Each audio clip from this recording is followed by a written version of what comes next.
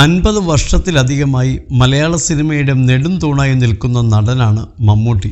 400-ലധികം സിനിമകളും ഒട്ടനവധി പുരസ്കാരങ്ങളും നേടിയ മലയാളത്തിൻ്റെ സ്വന്തം മമ്മൂട്ടി 73-ാം വയസ്സിലും കഥാപാത്രങ്ങളുടെ തിരഞ്ഞെടുപ്പിൽ സിനിമാ ലോകത്തെ അത്ഭുതപ്പെടുത്തിക്കൊണ്ടിരിക്കുകയാണ്.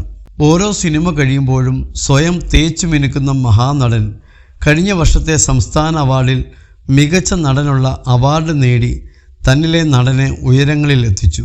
മെഗാസ്റ്റാർ എന്ന വിശേഷണം തനിക്ക് ആദ്യമായി ലഭിച്ചത് 1987-ലാണെന്ന് പറയുകയാണ് മമ്മൂട്ടി.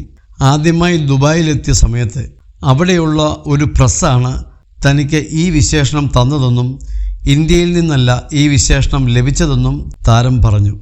ടർബോയുടെ പ്രൊമോഷനുമായി ബന്ധപ്പെട്ട് ഇൻസ്റ്റാഗ്രാം ഇൻഫ്ലുവൻസർ ഖാലിദ് അൽ അമേരിയുമായി നടത്തിയ അഭിമുഖത്തിലാണ് മമ്മൂട്ടി ഇക്കാര്യം പറഞ്ഞത്. ദുബായ് എനിക്കെൻ്റെ രണ്ടാമത്തെ വീടാണ്. ഞാൻ ആദ്യമായി ദുബായിൽ എത്തുന്നത് 1987-ലാണ്. ഇവിടെ വച്ചാണ് എനിക്ക് മെഗാസ്റ്റാർ എന്ന വിശേഷണം ലഭിക്കുന്നത്. ഇവിടെയുള്ള ഏതോ ഒരു പ്രസ്സാണ് മെഗാസ്റ്റാർ മമ്മൂട്ടി ദുബായിലെ മണ്ണിലേക്ക് എത്തുന്നു എന്ന് പരസ്യം ചെയ്തത്. പിന്നീട് എല്ലാവരും അതിൻ്റെ വിശേഷണമാക്കി മാറ്റി.